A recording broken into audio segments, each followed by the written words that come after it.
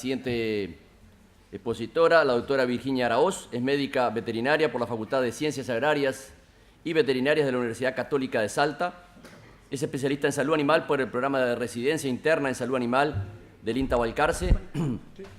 Posee una maestría en salud animal por la Facultad de Veterinaria de la UDELAR con el proyecto Estudio Transversal de la garrapata común del bovino y la tristeza parasitaria en Uruguay. Ella nos va a presentar la distribución de la garrapata, Ripicephalus microplus, y la tristeza en Uruguay. Bueno, muchas gracias. Muchas gracias por dejarme participar en estas jornadas. Para muchos de ustedes soy una cara nueva porque si bien participo, o sea, trabajo muy vinculada con el grupo de acá de Tacuarembó, mi lugar físico de trabajo es la Estanzuela y Montevideo, un poco en el DILABE. Y bueno, en esta oportunidad me tocó presentar un poco algunos resultados de mi tesis de maestría, que mis orientadores son Andrés Gil y María Angélica Solari del DILABE. Y bueno, comienzo, porque el tiempo es oro. Distribución, el título de esta charla va a ser la distribución de la garrapata y de la tristeza parasitaria en el Uruguay. En primer lugar, comentarles un poco el objetivo general de mi tesis y de este estudio, que fue estimar la dispersión de la garrapata y de la tristeza parasitaria en establecimientos de Uruguay. Un poco sentar bases de dónde estábamos parados, si bien existe una larga historia de investigación en la garrapata, ver dónde estábamos actualmente, y sobre todo caracterizar el grado de adopción de las tecnologías que están disponibles en el país por parte de los productores y los veterinarios para el diagnóstico y el control de estas enfermedades. O sea que un poco el objetivo fue identificar puntos críticos donde trabajar o también reafirmar los puntos que nosotros pensábamos que eran críticos donde se debe trabajar. Bueno, dicho los objetivos, ¿cómo lo realizamos? En primer lugar, bueno, la metodología, esto fue un trabajo realizado en conjunto con el Ministerio. Utilizamos el muestreo panel 2016, que representa a 42.855 establecimientos. De estos establecimientos, ¿qué se hizo? Se hizo un muestreo, que es un muestreo representativo de los establecimientos, se divide en estratos, los cuales representan a los distintos tipos de producciones, ganadería y lechería, y dentro de estas producciones a los distintos tamaños de los establecimientos, o sea, menos de 200, 200, 800, bueno, según los estratos. Y luego de seleccionados estos establecimientos, lo que se realizó fue una encuesta, que la realizaron funcionarios del Ministerio, vinculada con la garrapata y la tristeza parasitaria, y se realizó se seleccionaban animales de los cuales se toma sangre como parte del muestreo panel para un análisis serológico posterior vinculado con hemoparásitos. Bueno, esta fue la lista de los establecimientos seleccionados, parece una lista medio larga, están representados todos los departamentos de Uruguay, exceptuando Montevideo, que no tiene población bovina, digamos, registrada. La muestra estaba constituida por 656 establecimientos, que por supuesto no todos ellos respondieron. Tenemos casi un 6% de no respuesta, por ejemplo, porque se dio de baja el DICOSE o por distintos motivos. Entonces, nuestra encuesta estuvo constituida por 616 establecimientos que respondieron alguna pregunta. Bueno, les cuento un poco sobre la encuesta, si bien tal vez algunos de ustedes participaron en el muestreo. Se preguntó sobre datos de la población, o sea, de la existencia ganadera del establecimiento, datos sobre la garrapata y la tristeza y el grado de infestación con la garrapata, sobre la tristeza, sobre los tratamientos con acaricidas, sobre la tristeza parasitaria, la cantidad de muertes, la importancia que se le da. Datos relacionados a otros parásitos, se aprovechó también para averiguar un poco sobre qué consideran los productores más importantes, o sea, parásitos gastrointestinales, mosca de los cuernos, fasciola.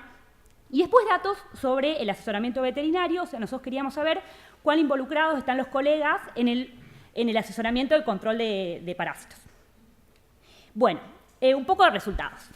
En primer lugar, se preguntó sobre la presencia de garrapatas, a lo cual tenemos que un 26% de los encuestados nos respondieron que han tenido garrapata en los 5 años previos. Un 12% dijo tener en ese momento garrapatas y un 62% dijo no tener problemas de garrapata. Siempre recordemos que esta encuesta involucra establecimientos de todo el país, entonces tenemos dos zonas, tenemos una zona libre, que obviamente hay establecimientos que tampoco van a tener garrapata. Sobre el grado de infestación, un 2,5% de los que respondieron la pregunta dijeron tener niveles altos de garrapata, o sea, lo consideran un problema mayor.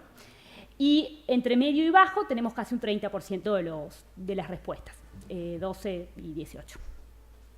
Bueno, en este mapa tal vez se puede observar un poco mejor cómo se distribuye un poco, cómo se distribuyeron las respuestas, en los cuales tenemos los departamentos con un color más intenso, muestran los departamentos en los cuales hubieron más respuestas positivas a la presencia de garrapatas, y los gráficos de torta, los grados. Por supuesto, esto se corresponde bien con la distribución que nosotros esperábamos, que ya está descripta, que la gente del Ministerio conoce, sobre la distribución actual de la garrapata en el país. Tenemos los departamentos del sur, 6 departamentos de la zona libre, con colores prácticamente sin presencia. Sobre el tratamiento contra la garrapata. En primer lugar, preguntamos, cuando decide controlar la garrapata, ¿qué quiere? ¿Controlar o eliminar la garrapata del productor? Y un 81% prefiere eliminarla de su establecimiento. Esto es un poco una base para saber qué estrategias usan para eliminarla, a ver si realmente van a ser efectivas o no. Y después se preguntó qué criterio de elección de medicamentos tiene. Y bueno, tenemos que un 50% lo hace por asesoramiento veterinario, o sea, por recomendación de su veterinario, lo cual consideramos que es una buena participación de los colegas en lo que es el asesoramiento. Por la recomendación de su proveedor, lo cual puede tener puede ser un poco contradictorio porque el proveedor en ocasiones no conoce la situación actual del campo, y un 18% lo hace por otros motivos. Cuando preguntamos sobre las vías de administración, tenemos que las 2 vías preferentes de utilización son los inyectables y los purones, seguidos por los baños de inmersión. A esto tratamos de identificar qué productores utilizaban una vía única, y tenemos que casi un 40%, un 38,7%, utiliza una vía única, ya sea inyección, inmersión, purón, lo cual consideramos que puede llegar a ser, puede limitar la cantidad de compuestos activos o de estrategias para el tratamiento. Y acá seguimos con los compuestos activos, y se preguntó sobre qué compuestos activos, o sea, qué drogas son las más utilizadas para el control de las garrapatas. Y tenemos que, digamos, los que lideran la encuesta fueron las lactonas macrocíclicas, es decir, todo lo que es las abamectinas, y en un 27%, y casi un 25% utiliza el fipronil. Acá una cosa que nos llamó la atención fue que casi un 46%, o sea, casi un 50% de los que respondieron a esta pregunta utilizan o marcaron un solo compuesto activo en su utilización en las drogas que utilizan. Y la siguiente pregunta era sobre la rotación de drogas. Y todos respondieron que en algún sentido rotaban sus drogas. Ninguno respondió que no había rotación de drogas. Lo cual, esto es una respuesta un poco ambigua, porque todos respondieron que rotan, pero muchos respondieron que utilizan una sola droga. Entonces, esto puede ser que haya alguna confusión en lo que es la utilización de distintos productos de nombre comercial diferente, pero con el mismo principio activo. O bueno, tal vez es un punto en el cual tenemos que hacer un poco de hincapié. Por supuesto, esto puede favorecer a la generación de resistencia, entonces también identificamos un punto crítico acá que es importante trabajar. Sobre el momento de aplicación del tratamiento. Más de la mitad de los encuestados respondieron que lo hacen por calendario. No está bien especificado cuál es ese calendario, pero bueno, tenemos que solamente acá un 26% dijo hacerlo por criterio veterinario, o sea, por el asesoramiento por recomendación técnica, digamos, por su veterinario. Y acá vinculada a esta pregunta, nos preguntamos, bueno, ¿cuál es ese criterio o ese calendario? Y se nos viene a la cabeza lo que es la generación de las garrapatas y el momento crítico en el cual deberíamos tratar, y algunas tecnologías que existen en el país, como es el tratamiento generacional, que está probado y se sabe que es una estrategia bastante buena, es una estrategia buena para el control de la garrapata. Entonces preguntamos sobre el tratamiento generacional. ¿Y qué tenemos de respuesta? Un 48% no lo conoce directamente al tratamiento, o sea, esa estrategia de tratamiento. Un 33% ha oído de él, un 18% lo utiliza y un 1% lo utilizaba, pero dejó de hacerlo por distintos motivos. Personalmente, yo cuando vi estos resultados me pregunté, bueno, tal vez están un poco solapados los que lo utilizan en este mundo de Uruguay, que obviamente hay muchos establecimientos que son de zona libre, que no tienen por qué conocerlo, pues no tienen garrapata. Entonces, analizamos los resultados excluyendo todos los departamentos que son de zona libre. O sea, sacamos los del sur, que son Flores, Florida, Soriano, Colonia, San José y Canelones, que son los departamentos que no tienen garrapata, y hicimos el mismo análisis. ¿Y qué nos dio? Que un 42% no lo conoce, un 35% ha oído y un 21% lo utiliza. Es decir, en realidad cambiaron un poco las proporciones, pero es prácticamente lo mismo. El grado de utilización del tratamiento es bastante bajo. Bueno, ahora pasamos a la tristeza. En cuanto a la tristeza, se preguntó si tuvo casos de tristeza. Un 17% casi dijeron tener casos de tristeza. Esto se asoció a una pregunta que era cantidad de muertes asociadas a brotes de tristeza. Tenemos una media de 13 muertes por brote. Por supuesto que esto tenemos una máxima de 100, o sea que hay algunos establecimientos que por ahí tuvieron brotes muy, muy importantes. Pero bueno, la tristeza parasitaria es una causa de muerte. Y se preguntó sobre el diagnóstico de tristeza. Y de estos solamente un 9% de los encuestados dijeron tener un diagnóstico real. Es decir, fue el veterinario, tomó una muestra, se mandó al laboratorio y se hizo un diagnóstico por frotis o por distintas formas. Lo cual consideramos que es bastante bajo. Entonces, tenemos que, digamos, un poco meter impulso en lo que es el diagnóstico.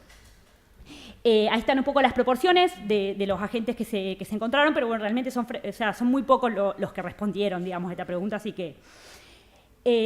bueno, la estacionalidad de la tristeza parasitaria, verano y otoño fueron las estaciones en las cuales se registran mayor cantidad de brotes, lo cual tiene mucha coherencia con lo que es el desarrollo de la garrapata y los picos de las generaciones, la segunda y la tercera generación de garrapata, que son las más importantes. Y después, bueno, ¿qué sabemos? Que en el país hace muchos años está disponible una vacuna, que es la única estrategia que tenemos para lo que es la prevención de la tristeza parasitaria. Entonces preguntamos sobre la utilización de la vacuna, que es la tecnología disponible. Y tenemos que un 7% sí la utiliza. Un 82% no la conoce, no conoce la existencia de la vacuna. Un 2% no la utiliza porque le resulta costosa. Y un 9% no lo utiliza porque es poco práctica. Bueno, a esto vamos... seguramente muchos de ustedes saben, la vacuna de la tristeza es una vacuna viva que tiene un vencimiento bastante corto, o sea que el periodo de utilización entre que se la genera y se la utiliza es bastante corto, y por eso a veces es poco práctica, y bueno, es una de las limitantes. Pero bueno, de todas maneras consideramos que ese 7% que lo utiliza es muy bajo si evaluamos la población de gente que tiene problemas de tristeza y bueno, y sabiendo que es realmente una vacuna que con una única dosis es efectiva para el control de por vida de la enfermedad. Esta misma pregunta la analizamos justamente excluyendo los departamentos de zona libre, de la misma manera que hicimos lo del tratamiento generacional, y los porcentajes son casi idénticos. O sea, también varía un punto en el que lo utilizan, pero es prácticamente idéntico. Por eso no lo puse ni siquiera la torta, porque es casi un clon de la misma. Bueno, sobre la utilización de la vacuna, como hubo gente que respondió que por el costo no lo utilizaba, se preguntó si lo utilizaría a un costo de $3 y más del 50%, 55% respondió que sí. Y después se preguntó sobre, por ejemplo, algún otro factor de riesgo para la transmisión de anaplasma, como puede ser las jeringas descartables, y un 90% de los encuestados respondieron que no las utilizan. O sea que esto puede ser un factor de riesgo asociado a la transmisión de anaplasma. Recordad que Babesia no se transmite por jeringas, pero anaplasma sí. Bueno, por último, les quería comentar que de los sueros que se tomaron, aparte de realizar la encuesta, se tomaron sueros, se procesaron 13.305 sueros de bovinos de todo el país, de 530 establecimientos. Se redujo un poco el número porque no todos los establecimientos que se encuestaron tenían la población bovina o la categoría que se muestreó.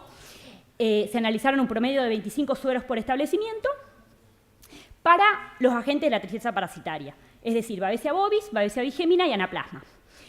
Se utilizan dos técnicas serológicas, que es, una es la inmunofluorescencia indirecta para Babesia y el test de aglutinación en tarjeta para Anaplasma. Acá hacer hincapié en que son técnicas serológicas, es decir, miden anticuerpos de los parásitos. No quiere decir que estos animales estén enfermos, quiere decir, marcan un poco la distribución de los agentes, no nos permiten decir, no es que son todos brotes, sino más bien la distribución de los agentes, la circulación de los agentes en la población de bovinos. Estos resultados, lo que obtuvimos es que las cero prevalencias, o sea, a nivel poblacional, esto no está expresado por departamentos, sino por bovinos, de esos 13.000 bovinos, tenemos que un 6,2% son seropositivos a Babesia bovis, un 30% son seropositivos a Babesia bigémina y un 11,3% a Anaplasma. Y un poco las distribuciones, me pareció que por ahí en un mapa es más fácil mirarlo, el mapa en azul es Babesia bovis, es bastante menor la distribución, pero sí es bien acorde, eso es por sección policial, o sea, tenemos por ahí un puntillado más chico, es bastante acorde con lo esperado de la distribución de la garrapata, tanto para Babesia bovis y bigémina. A mí particularmente me llamó mucho la atención la alta distribución o cero prevalencia de Babesia bigémina, y para Anaplasma, que también tiene una distribución bastante similar. Como conclusiones, sacamos que sobre la garrapata tenemos un 38% de prevalencia predial. Este es un punto de partida para en unos años saber dónde estamos parados después de estas campañas y de todo este trabajo.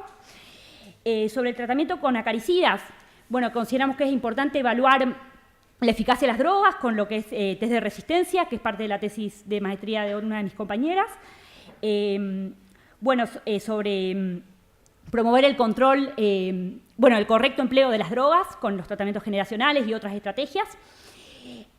Sobre la tristeza parasitaria, mejorar el diagnóstico, mejorando sobre todo también con técnicas moleculares, las técnicas serológicas, y promover la utilización de la vacuna y también trabajar sobre mejorar la vacuna, si es posible. Y por último, un punto crítico es trabajar sobre el riesgo de introducción de hemoparásitos en zona libre, en la cual la población de bovinos, por supuesto, es susceptible y puede llegar a producir problemas mayores, digamos. Ya para terminar, esto forma parte entonces de un proyecto mucho más grande que está integrado por el DILABE, por la Universidad de la República y el INIA, que se llama Situación actual de la garrapata y de la tristeza parasitaria en el Uruguay y el control integrado de ambas enfermedades, y del cual mi maestría está incluida, muchas gracias.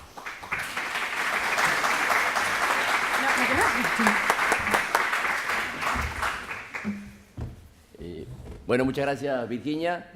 Como ya dije, le voy a dar un espacio para algún par de preguntas. No sé si el público tiene alguna pregunta vinculada a este tema.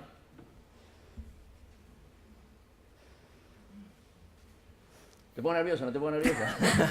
Entonces yo te voy a preguntar. Dale. Dale, Catalina. Sí. Muy buena presentación, muchas gracias. Yo tengo una pregunta en cuanto a... Vos hiciste un mapa ahí con las distintas prevalencias y las cero prevalencias.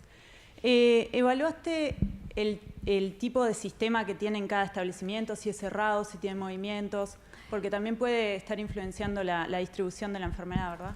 Sí, yo creo que eso sería una cosa re interesante para evaluar como factor de riesgo, digamos, de tener más o menos cero prevalencia. Lo que pasa es que sí, deberíamos evaluar DICOSE por DICOSE, o sea, establecimiento por establecimiento, el movimiento. No fue parte de las preguntas de la encuesta. O sea, no hubo una pregunta que diga introdujo animales, pero tal vez sería un punto que sería reinteresante para incluir después a futuro, digamos, porque realmente puede ser un factor que influya mayor cero prevalencia o menor. Gracias. Pero no lo tengo, la verdad que no lo pude hacer por...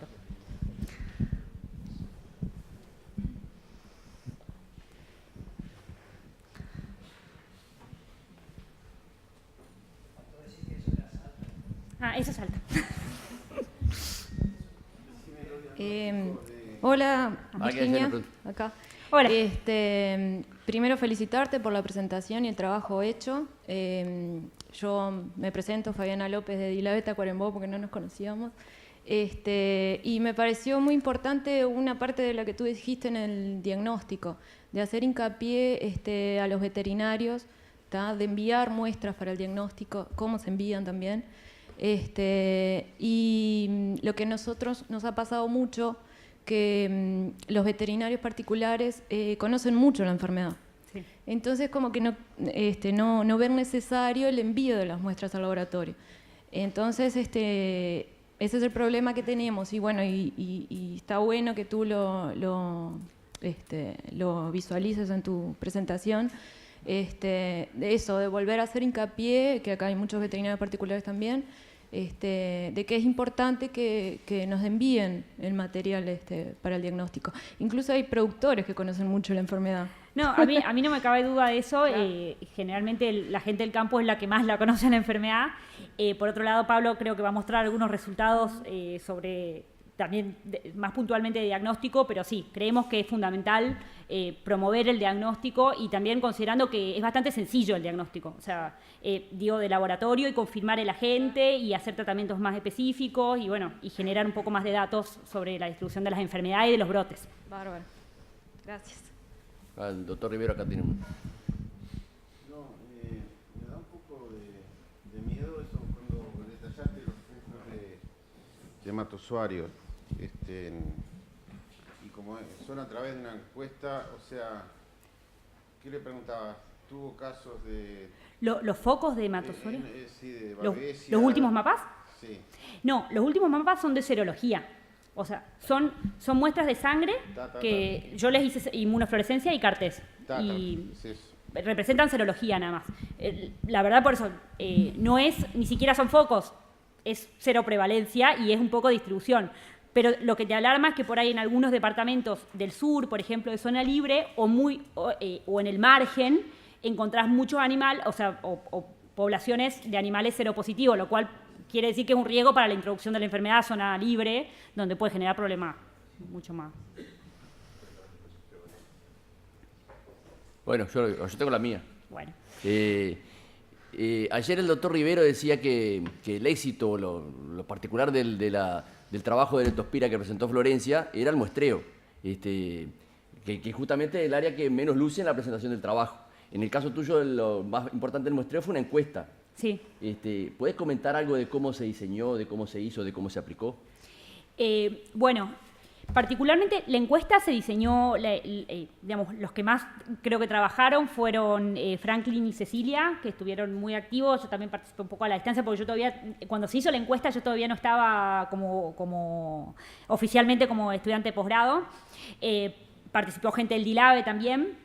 Y lo que se aprovechó fue el muestreo panel, que involucra, bueno, todos estos establecimientos a nivel país, y lo cual ya lleva un recurso humano y económico, digamos, para llegar a todos esos establecimientos. Se aprovechó el muestreo panel y los funcionarios del ministerio, que son veterinarios de las distintas regionales, fueron los encargados de realizar la encuesta en conjunto, o sea, en el momento que visitaban el establecimiento. Por supuesto que hay muchos más datos, ¿no? Estos son datos reducidos nada más, pero bueno, creo que el muestreo panel es una herramienta buenísima para evaluar a nivel país distintos tipos de enfermedades y bueno, eso fue un poco lo que se aprovechó. Digamos. Perfecto. Muchas gracias, le agradecemos de vuelta.